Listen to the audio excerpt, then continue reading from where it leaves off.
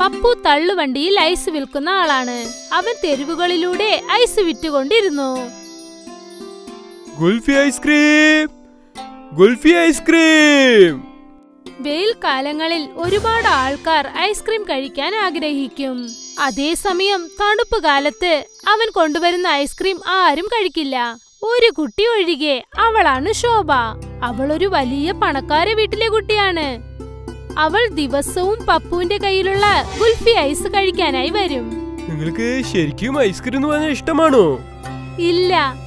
എന്നിട്ട് അവൾ വളരെ നാണത്തോടെ അവിടെ നിന്നും പോയി. പിന്നെ ആ സമയത്ത് തന്നെ അവർ രണ്ടുപേരുടെ പ്രേമവും തുടങ്ങി. അവൾ ദിവസവും ഐസ്ക്രീം കഴിക്കുന്ന കാരണവും പറഞ്ഞ് പപ്പുവിനെ കാണാനായി എത്തും. അവർ രണ്ടുപേരും ഒരുപാട് സമയം സംസാരിച്ചുകൊണ്ടേയിരിക്കും. അങ്ങനെ കുറെ മാസങ്ങൾ കടന്നുപോയപ്പോൾ രണ്ടുപേരും ഒന്നിച്ചു ജീവിക്കാൻ തീരുമാനിച്ചു. പപ്പു, നമ്മൾ രണ്ടുപേരും കല്യാണം കഴിക്കണം. എനിക്കും അത് തന്നെയാണ് ഇഷ്ടം. പക്ഷെ നിന്റെ കുടുംബത്തിലുള്ളവര് എന്നെ പോലെ ഒരു ഏഴപ്പയ്യന് കല്യാണം നടത്താൻ സമ്മതിക്കില്ലല്ലോ. അത് നേരാണ്. എങ്കിലും ഞാൻ നിന്നെ കല്യാണം കഴിക്കുള്ളൂ. ഒരു തവണ കൂടി നല്ലോണം ആലോചിക്ക്. നിനക്ക് തരാൻ മാത്രം എന്റെ കയ്യില് ഒന്നുമില്ല. നമ്മുടെ കയ്യിൽ എന്താണോ ഉള്ളത് അത് വെച്ച് ഞാൻ സന്തോഷിക്കും. പപ്പുവും ശോഭയും ഒരു ക്ഷേത്രത്തിൽ വെച്ച് കല്യാണം കഴിച്ചു. ശോഭയുടെ അച്ഛനും അമ്മയും ഈ കല്യാണം അംഗീകരിച്ചില്ല. അതുകൊണ്ട് അവർ അവരുടെ മകളെ പുറത്താക്കി. ഈ നിമിഷം തൊട്ട് നിനക്കും ഞങ്ങൾക്ക് ഒരു സംബന്ധവുമില്ല. ഇനി നീ ഞങ്ങളുടെ മുന്നിൽ വന്നേക്കരുത്.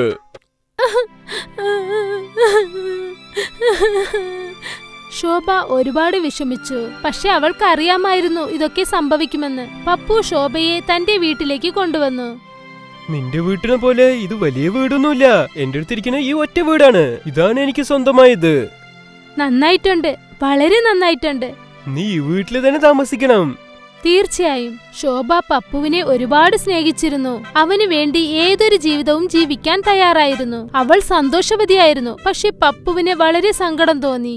ഞാൻ ഇങ്ങനെ ചെയ്തല്ലോ. മഹാറാണിനെ പോലെ ജീവിക്കാൻ വേണ്ടിയവളെ ഞാൻ ഇങ്ങനെ വന്ന് കുഴിയിലാക്കിയല്ലോ. ഇവള് ഇപ്പൊ വരെ അവളുടെ കഴിച്ച തട്ടുപോലെ എടുത്തു വെച്ചിട്ടുണ്ടാവില്ല.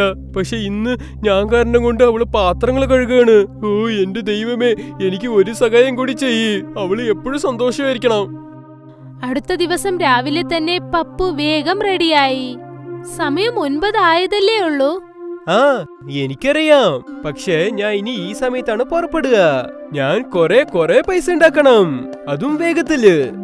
നിങ്ങളുടെ ഇഷ്ടം പോലെ ചെയ്യൂ. പിന്നീട് അവൻ തന്റെ ഗുൽഫി ഐസ്ക്രീം വണ്ടി എടുത്തുകൊണ്ട് അവിടെ നിന്നും പോയി. ഗുൽഫി ഐസ്ക്രീം. കുറച്ചു പേർ വന്ന് ഐസ്ക്രീം വാങ്ങി. പിന്നീട് പപ്പു അവിടെ നിന്നും പോയി. അവൻ സ്കൂളിനരികിലായി ചെന്ന് നിന്നു. കുട്ടികൾ ആ ഗുൽഫി ഐസ്ക്രീം കഴിച്ചു. പിന്നീട് അവൻ പാർക്കിനരികിലേക്ക് പോയി. അവിടെയും ഒരുപാട് ആൾക്കാർ അവന്റെ ഐസ്ക്രീം വാങ്ങി കഴിച്ചു. എന്റെ ദൈവമേ, ഞാൻ എത്ര കഷ്ടപ്പെട്ട് ജോലി ചെയ്താലും കുഴപ്പമില്ല. പക്ഷെ എന്റെ ആഗ്രഹം എന്താന്ന് വെച്ചാ ഞാൻ എന്റെ ശോഭയ്ക്ക് ജീവിതത്തിൽ എല്ലാ സന്തോഷങ്ങളും കൊടുക്കണം. ഇന്നത്തെ ദിവസം വളരെ നല്ല ദിവസമാണ്. ഇതേപോലെ എപ്പോഴും ഉണ്ടാവണം. സമയം പതുക്കെ പതുക്കെ ഉച്ചയായി. വെയിൽ അധികമായിരുന്നു. ഇപ്പൊ ഞാൻ കുറച്ച് റെസ്റ്റ് എടുക്കണം, ഭക്ഷണം കഴിക്കാം. എന്നിട്ട് നമുക്ക് ഐസ്ക്രീം വിൽക്കാൻ ഇവിടുന്ന് നമ്മൾ പുറപ്പെടാം. പപ്പുവിന്റെ ശ്രദ്ധയിൽ ഒരു പഴയ മരം കണ്ടു. ആ മരം വളരെ വലുതായിരുന്നു. പിന്നെ അതിന്റെ ശാഖകളും വളരെ വലുതായിരുന്നു. ആ മരത്തിനു താഴെ നല്ല നിഴലുണ്ടായിരുന്നു. ആ സ്ഥലത്ത് കുറച്ചു നേരം ഉറങ്ങിയണിക്കാം. പപ്പു വിശ്രമിക്കാനായി ആ മരത്തിനടിയിൽ ചെന്നിരുന്നു. എന്നിട്ട് അവൻ തന്റെ ആഹാരം എടുത്തു. എന്നിട്ട് കഴിക്കാൻ തുടങ്ങി. 2-3 റൊട്ടി കഴിച്ചതിന് ശേഷം അവന് ആശ്വാസം തോന്നി. അവൻ വെള്ളം കുടിച്ചു. എന്നിട്ട് ദൈവത്തോട് നന്ദി പറഞ്ഞു. എന്റെ ദൈവമേ, ഈ ഭക്ഷണം തന്നതിന് വളരെ നന്ദി. എന്റെ ജീവിതത്തിൽ നിങ്ങൾ കുറെ നല്ല കാര്യങ്ങൾ ചെയ്തിരിക്കുന്നു. എല്ലാത്തിനും നന്ദിയുണ്ട്. അതുമാത്രമല്ല, നിങ്ങൾ എന്റെ ജീവിതത്തിൽ ഒരു നല്ല പെണ്ണിനെ അയച്ചിട്ടുണ്ട്. അതിനും നിങ്ങൾക്ക് നന്ദി.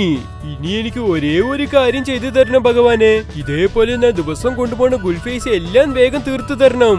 ഞാൻ ശോഭന്റെ ഒവ്വൊരു ആഗ്രഹങ്ങളും സ്വപ്നങ്ങളെല്ലാം ചെയ്യാൻ ഞാൻ കുറെ കാശുണ്ടാക്കണം ദൈവമേ. പപ്പു ദൈവത്തോട് പ്രാർത്ഥിച്ചു. എന്നിട്ട് അവിടെ നിന്നും എണീറ്റു. എന്നിട്ട് അവൻ കൈകൾ കഴുകി. എന്നിട്ട് അവിടെ നിന്നും വണ്ടി എടുത്തുകൊണ്ട് പോയി. അവൻ കുറച്ചു ദൂരം ചെന്നതിനു ശേഷം കുറെ ആളുകൾ ഗുൽഫി ഐസ്ക്രീം കഴിക്കാനായി അവിടേക്ക് വന്നു. ഏട്ടാ, എനിക്കൊരു ഐസ്ക്രീം തരൂ. അങ്കിൾ, എനിക്ക് 3 വേണം. പിന്നെ എനിക്ക് 10 വേണം, 10. പപ്പു എല്ലാവർക്കും ഗുൽഫി ഐസ്ക്രീം കഴിക്കാനായി നൽകി. പിന്നീട് അവൻ കാശ് വാങ്ങി ചേർത്ത് വയ്ക്കാൻ തുടങ്ങി. പിന്നെ കുറച്ചു സമയത്തിനകം തന്നെ എല്ലാ ഐസ്ക്രീമും വിറ്റുതീർന്നു. എന്റെ ദൈവമേ, ഇന്ന് മാജിക് നടന്നിട്ടുണ്ടല്ലോ. എല്ലാ ഐസ്ക്രീം തീർന്നുപോയി. ഇത്ര കൂടുതലായ പൈസ ഞാൻ ഇതിനു മുമ്പ് കണ്ടിട്ടേയില്ല. ഒരു കാര്യം ചെയ്തേക്കാം, ഈ പൈസ കൊണ്ട് ശോഭയ്ക്ക് ഒരു പുതിയ ഡ്രസ് എടുത്തേക്കാം. പപ്പു ഒരു സാരി വാങ്ങിക്കൊണ്ട് വീട്ടിലേക്ക് പോയി. എന്നാ ശോഭ, ഇത് നിനക്ക് വേണ്ടിയാണ്. അല്ല, കൊള്ളാമല്ലോ. ഇത് എവിടെ നിന്നാ വാങ്ങിയത്? ഇത് നല്ല കോസ്റ്റ്ലി ആണെന്ന് തോന്നുന്നു. കോസ്റ്റ്ലി തന്നെയാണ്, പക്ഷെ നിനക്കൊരു കാര്യം അറിയോ? ഇന്ന് ഞാൻ കൊണ്ടുപോയ എല്ലാ ഗുൽഫി ഐസും തീർന്നുപോയി. ഞാൻ ഇന്ന് കൊറേ പൈസ ഉണ്ടാക്കിയിരിക്കുന്നു. എന്റെ ദൈവമേ, ഇത് കേൾക്കാൻ തന്നെ സുഖമുണ്ടല്ലോ. ദൈവത്തിന് എപ്പോഴും എന്റെ മേലെ ഒരു കണ്ണുണ്ട്. നാളെ തൊട്ട് ഞാൻ കൊറേ ഐസ്ക്രീം ഉണ്ടാക്കിയിരിക്കും. അതുകൊണ്ട് കൊറേ വരുമാനം കിട്ടും. ശരി ചേട്ടാ, നിങ്ങളുടെ ഇഷ്ടം പോലെ ആകട്ടെ. അടുത്ത ദിവസം പപ്പു എന്നത്തെക്കാളും അധികം ഐസ്ക്രീമുകൾ ചെയ്തു. പിന്നീട് ദിവസത്തെയും പോലെ വിൽക്കാനായി ചെന്നു. അന്നും കസ്റ്റമേഴ്സ് ഒക്കെ അവനെ ചുറ്റി നിന്നു. ചിലർക്ക് 4 ഐസ്ക്രീമുകൾ വേണമായിരുന്നു, മറ്റു ചിലർക്ക് 5. പിന്നെന്താ, 1 മണിക്കൂറിനകം തന്നെ ഐസ്ക്രീമുകളെല്ലാം വിറ്റുപോയി. പിന്നീട് അവൻ വീട്ടിലേക്ക് തിരിച്ചു വന്നു. ഇന്ന് ഇത്രയും പെട്ടെന്ന് വന്നിരിക്കുന്നു? അതെ, ഐസ്ക്രീം എല്ലാം തീർന്നുപോയി. ഇത്രയും പെട്ടെന്ന് എങ്ങനെ? അതെ, അത് എനിക്കും മനസ്സിലായില്ല. പക്ഷെ ഞാൻ വളരെ സന്തോഷത്തിലാണ്. ഇവിടെ നോക്ക്. പിന്നീട് അവൻ വീണ്ടും അധികമായ ഗുൽഫി ഐസ്ക്രീമുകൾ ചെയ്യാൻ തുടങ്ങി. പിന്നെ അതെല്ലാം തന്നെ അവൻ കൊണ്ടുപോയ ഉടനെ വിറ്റുതീർന്നു. കുറച്ചു ദിവസത്തിനകം തന്നെ പപ്പു ഒരു വലിയ വീട് സ്വന്തമായി വാങ്ങി. എല്ലാത്തിനും കാരണം നീ വീട്ടിക്ക് കയറിയ അതിശയമാണെന്ന് പറയാം. അല്ലെങ്കിൽ ഞാൻ ഇപ്പൊ വരെ എന്റെ വണ്ടിയെ ഐസ്ക്രീമിന് മാത്രം നോക്കിക്കൊണ്ടിരിക്കും. എപ്പോഴാണോ നീ എന്റെ ജീവിതത്തിലേക്ക് കയറി വന്നത്, എന്റെ ഗുൽഫീസിന്റെ വ്യാപാരം നന്നായിട്ട് കൂടി വന്നിട്ടുണ്ട്. നീ വളരെ അധിഷ്ഠമാണ് ശോഭ.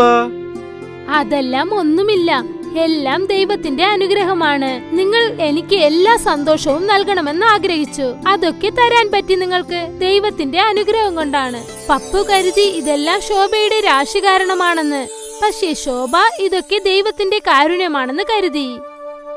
പക്ഷെ യഥാർത്ഥത്തിൽ നേരെന്താണെന്ന് വെച്ചാൽ, പപ്പു അന്ന് ഏതു മരത്തിന് താഴെയാണോ ഇരുന്നത്, അതൊരു സാധാരണ മരമല്ല, അതൊരു കൽപ്പവൃക്ഷ മരമാണ്. ആ സ്ഥലത്തിന് താഴെ ഇരുന്ന് നമ്മൾ എന്ത് ചോദിച്ചാലും അത് നമുക്ക് കിട്ടും. പപ്പു ആ വൃക്ഷത്തോട് അവന്റെ ആഗ്രഹങ്ങൾ പറഞ്ഞു. ദൈവമേ, എന്റെ ഇഷ്ടങ്ങളെല്ലാം ഒന്നേ ഒന്നാണ്. ഞാൻ ദിവസം കൊണ്ടുവരുന്ന ഐസ്ക്രീം എല്ലാം വേഗം തീർന്നു പോണം. എനിക്ക് കൊറേ പൈസ ഉണ്ടാക്കണം. ശോഭന്റെ ഒவ்வொரு ആഗ്രഹങ്ങളും എനിക്ക് ചെയ്യണം.